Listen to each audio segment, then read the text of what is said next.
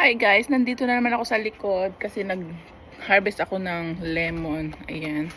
So, paisa-isa na lang yung bunga niya guys. Tsaka paisa-isa na lang din yung pagkuha ko kapag gagawa na lang ako ng juice. Tsaka na lang ako nag-harvest para mas maganda kapag fresh. Kita nyo guys, oh, mas malaki na kaysa sa orange. Mas malaki yung lemon kaysa sa orange. Ah, diba? Ayan. Kukuha pa ako ng dalawa guys.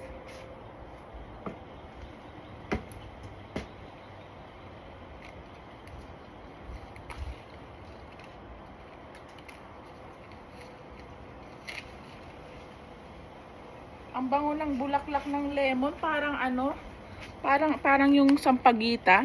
Ang bango ng bulaklak niya. Oh. Ang bango ng bulaklak niya, guys. Ayan.